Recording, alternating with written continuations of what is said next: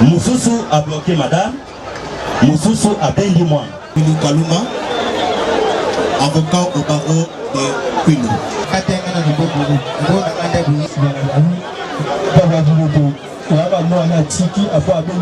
Banga mbeli mokowa na sali beli.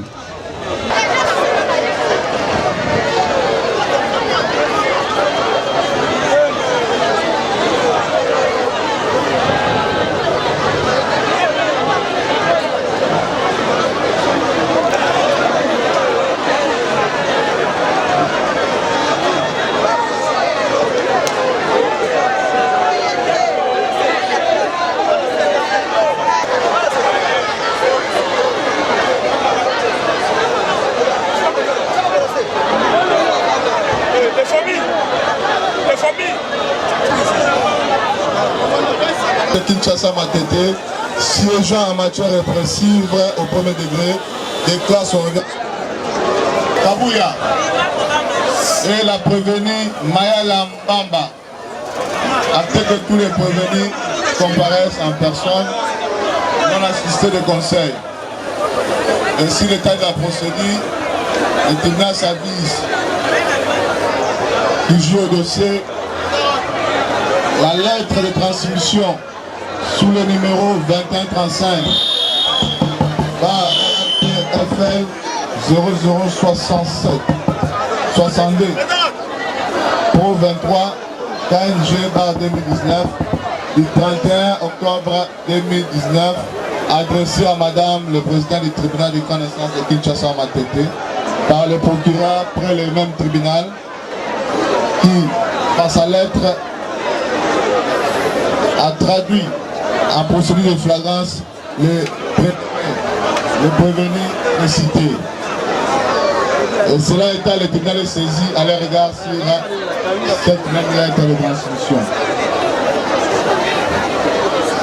Et sans plus tarder, le tribunal a procédé à l'identification de tous les prévenus. Sabalo, Kombo Naomo Bimbezana.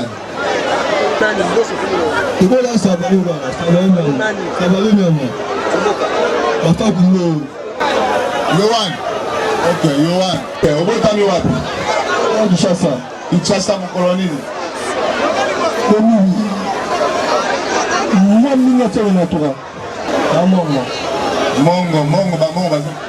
Mongo wapi? Papa Ngombe mama Mongo. Sikotoke. Ufandi wapi? Obota. Oza bana boni. Bana mibale. Bana boni. Mwana moko. Na Kinshasa ufandi wapi? Napana première limite.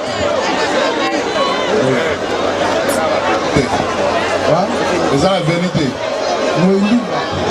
Moïduba. Moïduba combien? Numéro 19. Mayala Mbamba Sévérine. Ok. Vous allez congolais? Congolaise?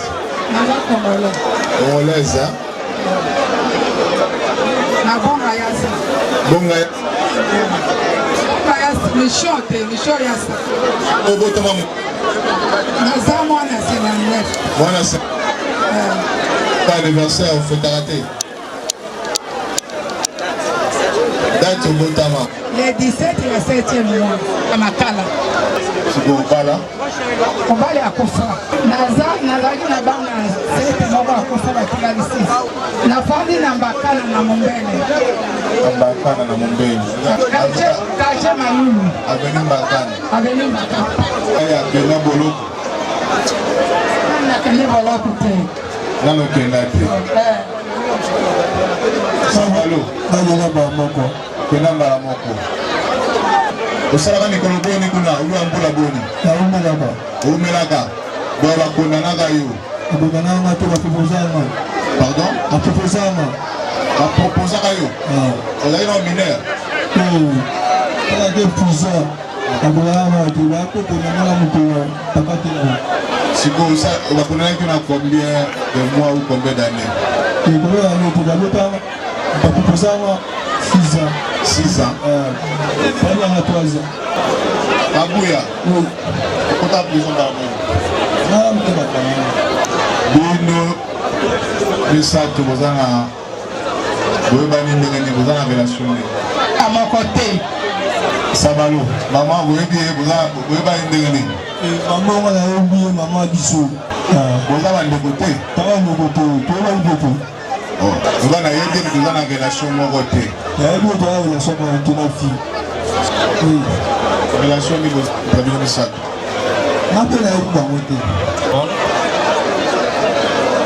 Monsieur le Président, distingués membres de la composition, le tribunal s'est transporté en séjour au quartier Mombele en procédure de flagrance pour des faits très graves. Et ces faits ont été commis dans la nuit du 30 octobre 2019. Qu'en est-il exactement, Monsieur le Président? Dans la nuit du 30 octobre 2019, le prévenu Sabalo que voici je disais, le prévenu Sabalo que voici, accompagné d'une vingtaine de personnes, ont investi deux avenues, l'avenue Ngati et l'avenue Lac. Toutes ces avenues sont situées au quartier Mombele, lieu où nous nous trouvons présentement.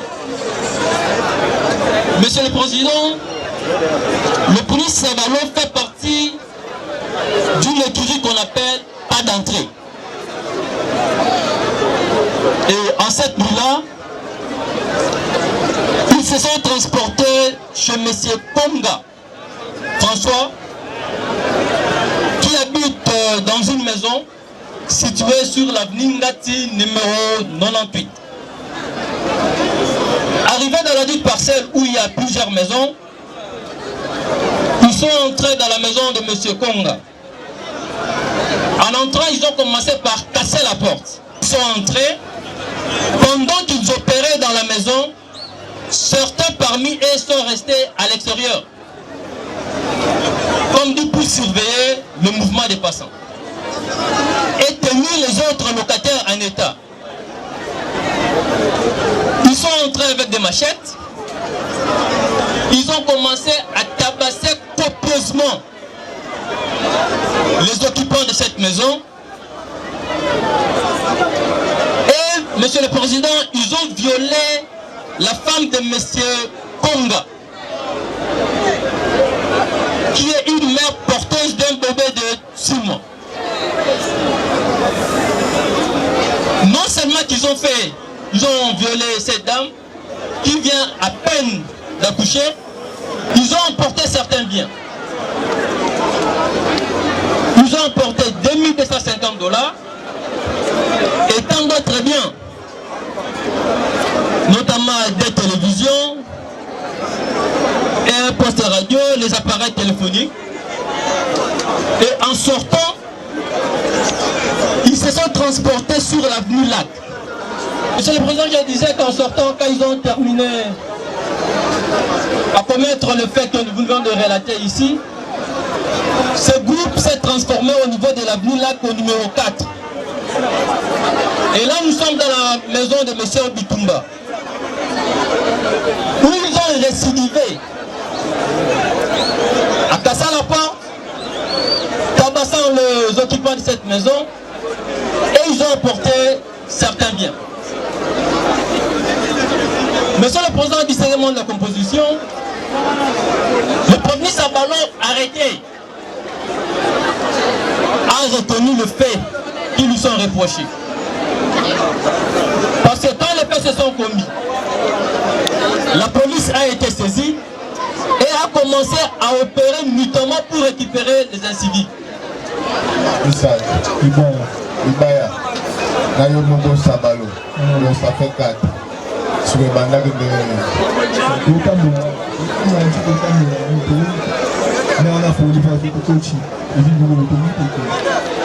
et on a marché la nuit à la ekutaki mare yango lopango eza polele eza clôturé te sikoyo bokotaki fungola chake fungola porte ya ndako ube ya fungola porte ya libanda azalaki na fungola te nde lokoti sikoyo na ndako ndako mpe ezalaki polele mpe ezalaki yauka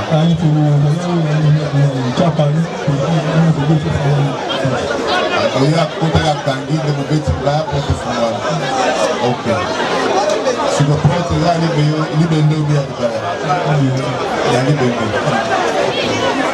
ozwi biloko na bopete nyonso bokoti bozwi oyo mwa résistance ye azalaki na bana likolo papa ye apesa pardon ye mo apesa na bana basi bango apesi maluka bokota bozwa sikoyo apart kozwa tv abeli misu kosala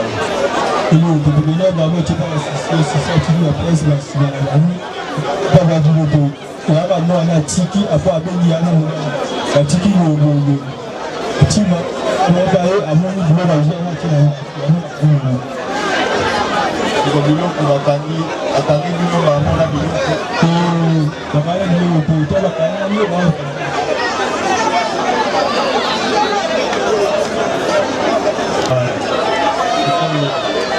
rapport na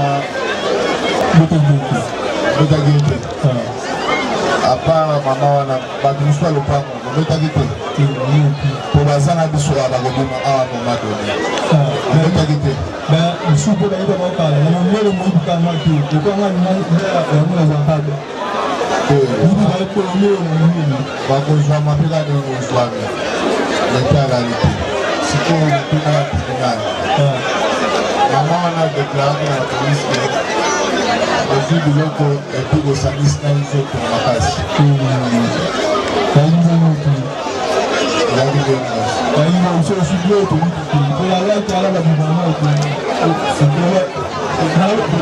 kuna wana parceke makambo olobaki na polise ezali awa eza na dossier tokotangela yo comme ça obi ekiri na biso kombo nango pas d'entrée eza na quartier Mombele na commune ya Limité na avenue Bankana numéro 144 actuellement eza siège oyo ekoma na Kawele na Limité koza ekiri ya bato boni obi mbala mosusu bozalaka 8 4 soit 17 abi osoki kotanga bakombo ya baningana mosusu oui otangaki peme bato misato bato 4 bakanga baza na camp peme mpona bakanga bao mpona extorsion olobi dokotaki na ndako ya avocat wana ozwi reconnaître oyaka $50 et puis na veni laki $40 yango tulianga yeba mbongo yango bozwaki na ndako ya avocat tukomi na veni ya laki bozwa yango ezalaki place nini oyaka ta pantalon na veni ngaci ezalaki na pantalon bongo ya laki oyaka ta plus bongo telefone telefone na mesa telefone ya na mesa ozwaki telefone na ndako ya ngaci na ndako ya laki ok sikoyo ese okokotala na nsima na o na tv yango ozwaki na ndako ya veni ngaci yango wana ok te osala yango mpona nini awa mbele bokiweze bongina pada te baza bakaske baza na tutu baza sikoyo pada nte bosala yango mpona nini tosalaka bana bongoti bana bongi kolotanga bamasa kosanga ekili yango ebanda depuis quand bakibaamikinga pezona wana itawa tayari 16 ans bamama oyo soki okimaki faza bani 6 sikani. Oso bayiba bwa bakikela alulu. Oso bayiba baza combien? Ah, tu as fait 6. Je suis là qui l'a fait. Nanga eso bakombo na bango. Ah, liba na gero. Liba na gero. Babuna, na pesa. On confirme que Yonde leader et Kiri pas d'entrée. Voilà petit na na ta mama. On sala ka réunion wapi. Wana wana pa. Na pa na. Wana chikaba ya Siko soki boyoka po avabo bimabo na kotambola ne obi kotambola kaka. Akawale. Akawale kaka. Kawale mo za quartier oza ndako. Ya quartier wali. Ala funa. Funa. Waji ba ba sana. Na semaphore. Te funa funa. Na semaphore. Ah. Siko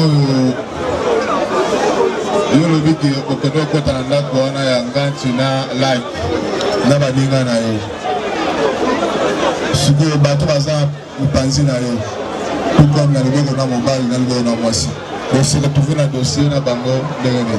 Dossier ça baba bakanaki pe buyo kwa ibuyo pana go ko mwana go tibasi. Yo sho bakanyi pe na ba bakanyi asimba ba plasma. Bango mamu fini ndoso na plasma. On va bientôt kayo. Mamu bakanyi mamu ba bakanaki pe yo kwa bakanyi mamu kwa mama ko pension. Donc bakanyi mama go la kisaye. Ah. Siko TV na ba téléphone et bien pana. A TV.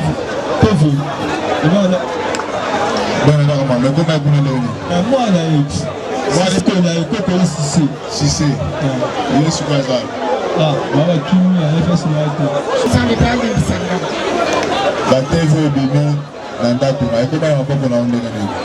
Papa nazali na ndako nalali nasala ndako moko natekaka makala ata 5 sac eza kuna ata 3 sac eza kuna lere tobuna bina yoki na butu net mouvement nazoki zakazaka na beti tofandi nayoki lisusu mouvement te tobimi nakomi 9h natambi lupango moko ata eloko eza te nakomi 9h nga alobi te nabimisa sac ya makala natanda papa nazoetala kote natiaka makala nazomona bazibi basaki sikoyo na ndako ata mwana moko mobali aza te nalongoli boye lere nalongoli namoni bakotisi bateve mibale na saki nafongoli lere nafongoli nabaluki na nsima mpona te koyebisa lokatere na ngai sikoyo nazomona lokatere baza bato ebele bazosolola nazongi ti nsima lere nazongi nga alobi nazela mwana moko mobali soki aye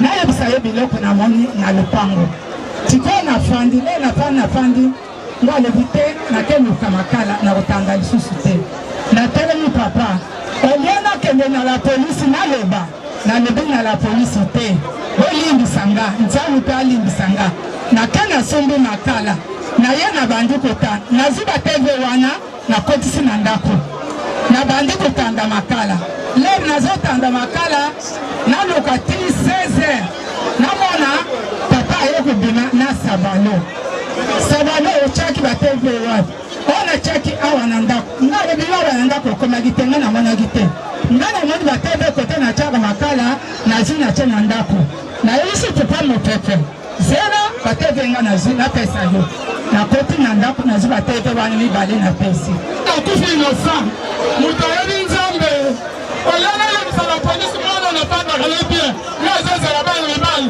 baya kozwa biloko wana bemaka na polisi nzongo wana ezozela la polisi ekomi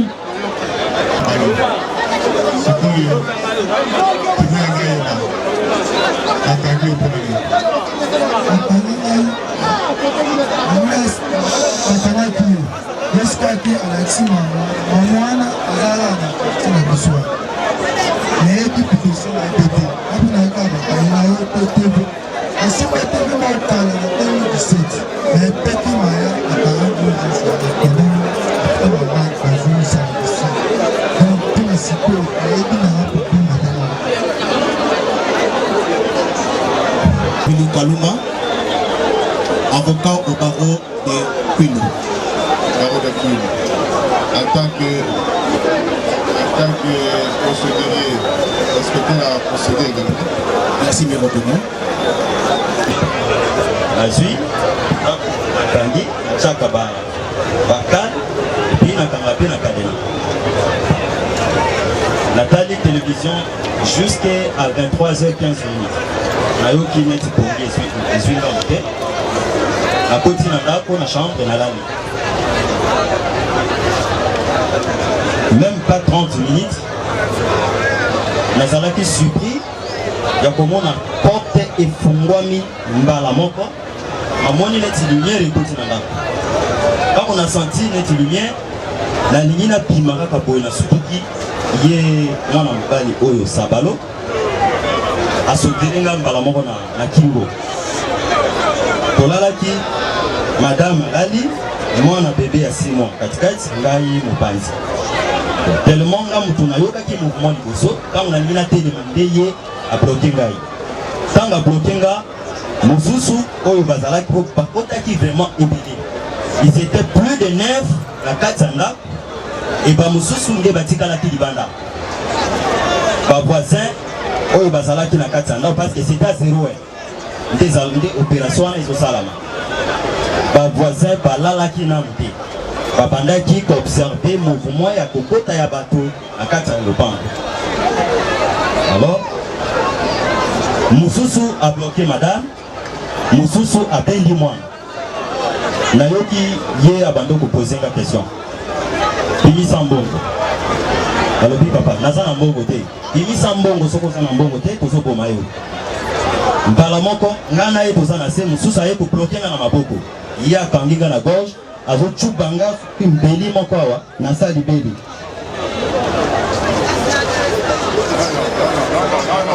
Et ça y a songé. Allez-y, parlez ça. Et on va pas plus tozo solo, plus tozo ça la conversation, avant continuer ko chuba yelo kwa. Na lobi na za na mbongo te. Alobi soko pesi mbongo te na zo boma yo. Papa. Na za na bébé yo ke la biso mawa. Bozo wa biloko bozo mona wana, bozo yango botika biso. En même temps ba mususu bazo la madame parce qu'azalaki en tenue de nuit. Bazo la ye mosusu azwi mwana tomboli na lokolo mwana 6 mois albisoko bimisi bongo te tozo kata mwana abi papa soki moye eza bozwa biloko nyonso bozo mona wana déjà bosi bokoti boyo ke la biso mawa na bondeli mosusu azwi machete abandi ko sasanga awa azo beta na kati awa nazana na lakisa ki meme na suset esika na déposaki plainte awa na kati nazana suis vraiment heureusement ça bazalaki j'ai tango et pendant qu'on compte vraiment té ils ont bêta c'est comme ici bazo 17 ngai nazo madame azoganga soko madame mais des choses qui vraiment ça me fait mal quand je me rappelle de la scène. Alors tango ye atikinga mibale batikali na ngai parce que ye motatete tati et si quand bon bizalaki miracle wana na éviter nazana 2 porte-monnaie moko o na lataki na pantalon na utaki musala na butu na kati ezalaki na 2 billets à $50 na $20 au ba change porte-monnaie mususu o ye akotaki na kati ya chambre abimisi nde na kati wana porte-monnaie na bimaka nango te eza mbongo nazobomba na madame pour un événement toza na liboso un montant de $2250 nde bazwi na mbongo wana na porte-monnaie wana tango ya bendi yango asota bimi libanda ba mususu batikali ba oyo en même temps ba mususu bazobenda ba télévision ba bendi ba appareils c'est 4 appareils téléphoniques nde bazwi na radio bazwi yango babimi moko akoti côté à cuisine ake madame acha azana ba sac ebele façon oyo ayebaki sac oyo mbongo ya madame izalaki mbongo na ye ya provision na mbongo parce que atekaka ba mèche na ba mbongo na ye asalaka ya commerce $400 na 40,000 francs na kati ya sac wana babimisi yango babimi tango babimisi nde ye agangi na kati boyokela bango mao boyokela bango mawana ba mususu bazo donc il continuait toujours à me torturer. J'étais déjà évanoui. Alors, quand il y a le bibongo, le col chef na bango, babandi ko observer malobana wana. Moko abimi, mosusu oyo abande ko sasa madame, atiki madame abimi. De tango babimi, bazwi biloko nambongo nani nyonso libanda. Alors, j'étais complètement hors de moi. Tango bazobima, bazwi lichette. Ndoko oyo aza voisin proche na ngatoza ba locataire na ye. Bazwi lichette ba petit na porte na ye et c'est cassé. Bakimi balamoko babimi bango nyonso. Bon, siko tango bakimi yé à rapidité a fongoli porte. A côté biso vraiment donc saccagé. Azana ba image ndako bonde ba sasaki na téléphone na ye parce que nazala ki liso na téléphone te et le côté nilité ndé akanga ki ba image ya événement basala ki na ndako. En bref, c'est ce qui s'est passé. Tindenge a eu le numéro ya intervention de la police et bayaki pour babanda pour procéder à l'enquête. Ok. Il est démontré par devant votre tribunal comment est-ce qu'ils opèrent.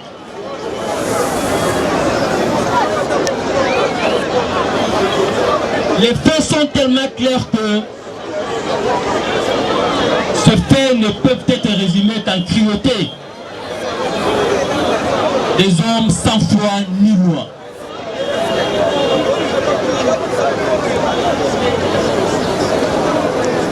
Monsieur le Président, c'est que l'enfer qu'ils ont vécu. Imaginez, Monsieur le Président, vous êtes chez vous avec votre bébé de 6 mois. Vous voyez surgir un groupe de gens vous molestant et menaçant de tuer votre fille qui a 6 mois si vous ne leur donnez pas de l'argent. Aujourd'hui, on peut s'imaginer le traumatisme que cet enfant de 6 mois a vécu. Cette mère qui vient d'accoucher, le traumatisme qu'il a vécu. Vous voyez déjà comme ça des inciviques qui ne font que déambuler la nuit pour narguer les principes des citoyens. Des gens pareils n'ont pas leur place dans la société. Ce sont des gens qu'on doit écarter de la société. Et nous osons croire que le procès de ce jour va servir d'exemple. Et que je pense que quand le tribunal va se retirer, décidera ce que nous puissions plus voir ce monsieur. Qu'il passe les restants de son jour en prison car sa place n'est pas parmi nous. Position. Nous avons dit que le prévenu Sabalo est poursuivi pour association de malfaiteurs du code pénal livre 2. Car la loi punit sévèrement cette association à la peine de mort. Ainsi, le tribunal va prononcer la peine de mort contre le prévenu Sabalo. Article 101 du code pénal livre 2 qui dit ceci: celui qui a reçu tout ou partie des choses enlevées, détournées ou détenues à l'aide d'une infraction est puni d'une servitude de 5 ans et d'une amende qui ne dépassera pas 1000 ou d'une de ses peines. C'est fait.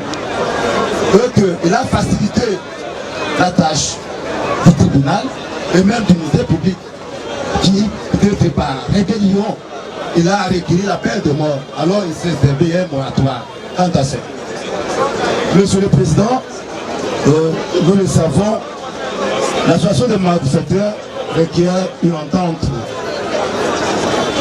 une organisation de la banque. Le prévenu par défait, vous, Yoaï Sabalo, il a tout décliné. Il a passé aux affaires. Ce que nous les commandants du tribunal, vous les voyez jeunes, il est même victime de la société. Nous ne pouvons pas, la société est là, non pas seulement pour réprimer, aussi resocialiser. Vous voyez ton jeune, une fois aujourd'hui, vous le condamnez à mort. Est-ce que vous avez rendu vraiment une volonté à la société? C'est mieux il a plaidé coupable. C'est que nous demandons de votre part, Monsieur le Président distingué membre de la composition, des circonstances largement atténuantes. Il a plaidé coupable, bien sûr. Et qu'on a mes conscience, vous, quand vous allez vous retirer en toute équité, nous ne dirons pas, nous n'avons pas tout intérêt à perdre cet enfant qui soit aujourd'hui condamné à la peine de mort, comme a dit le ministère public, mais plus nous avons besoin de les resocialiser. Et qu'en arrivant ou en sortant de la prison, qu'ils soient utiles pour la société. Alors, Avenue Ngouya, numéro 23. C'était le 21 à 3h du matin. 3h moins. 3h à 3h. Le 21 octobre. Oui. À 3h. Le 21, 9 mois. À 3h. Oui. 5 téléphones, il fallait en Haïti, ça qui est comme client. Nambo, nous avons 120 000 à 4 sacs. Et nous avons 4 000 à nous beaucoup. Nous avons demandé à la structure. Action de viol, mise à sa charge et en conséquence en acquis sans frais. Oui, ces infractions sont un concours idéal à conséquence faisant application du principe de la plus forte expression pénale. Condamne le prévenu Bafakou, Moyohan alias Sabalou à 20 ans de servitude pénale. Ordonne son arrestation immédiate. Non établi en fait comme endroit l'infraction du recel d'objets mis à sa charge, en conséquence, l'anarchie et le renvoi de fin de toute poursuite judiciaire sans fin. À charge de la prévenue Mayala Mbamba Sévérine, le tribunal disqualifie l'infraction de recel d'objets mis à sa charge à celle des celles fraudulées. En conséquence, la dit établie en fait comme endroit et la condamne à 2 ans de servitude pénale.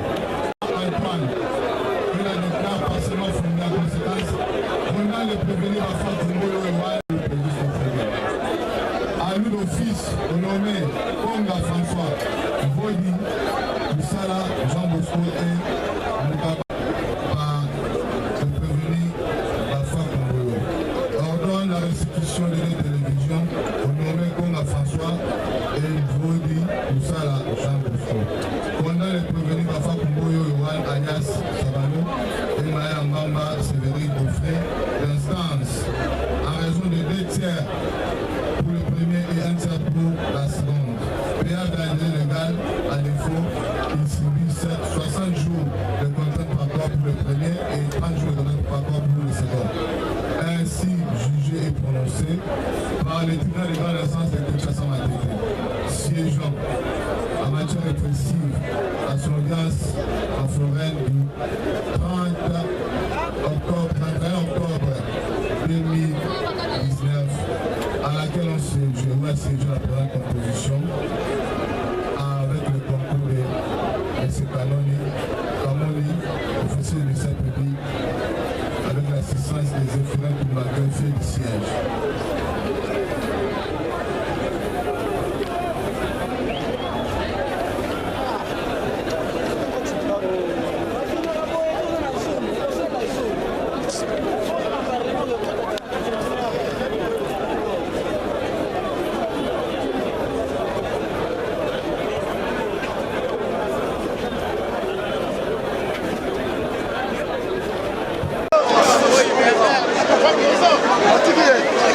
Josué Kabouya. Bon, on a s'appelé pour la justice. L'année pénal bien vraiment des Sénéli. Et on va trouver que nous avons raison, nous sommes innocents. Zamba Kumama. Conseil Zara que non, tout va tambola à Bosembo. Otika Mabé, Mabé ça bien été.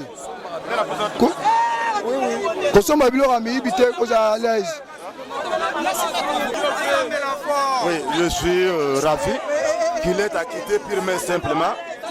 Il a été poursuivi de l'arrestation des malfaiteurs, y compris aussi des recels. Maintenant, le tribunal l'a acquitté purement simplement. Les autres, nous avons Sabalo, alias Sabalo, nous avons sollicité des circonstances atténuantes. Il a écopé 20 ans de servitude pénale principale. Tout à fait. Donc, en tout cas, le conseil est que que ces jeunes gens ici cessent de violenter, cessent de commettre les crimes, que laisse la population dans le calme en tout cas. C'est que le conseil ça, mais la société a été rendue à bonne et due forme en tout cas. Je suis tellement content de ça. Parce qu'il y a un acquittement, il y a aussi des circonstances atténuantes, y compris aussi 2 ans de sortie pénale. Bandako balandi boyuti komona ne tobisaki bino Congo News 243 babi yango nde makambu tokitaki na mombele bisika kani bazwaki grand voleur grand criminel oyo asambwisi bala mombele mais lelo China Rambo asimbaki ye donc ndenge aza bakateli ye 55 ans 55 ans plutôt ndenge aza wana l'état za l'état atosali makambu ye baka suka l'état nde makambu yango tokitaki na mombele na la police susa tuoza na ngaliema na luza bato bayebi mombele tokitaki mpona kosala kozwa bainformation parce que Congo News 243 ekitaka tina base yango bandeko balobi boyoki bino moko et puis plaigne ndeko muso azalaki wana azalaki innocent l'état balobi justice pendant na Congo ekomi okoma ndeko wana babimisi ye après komona innocence na ye batiki ye donc mpona kokosa bino te oyo eza chaîne na bino Congo News 243 ekosaka te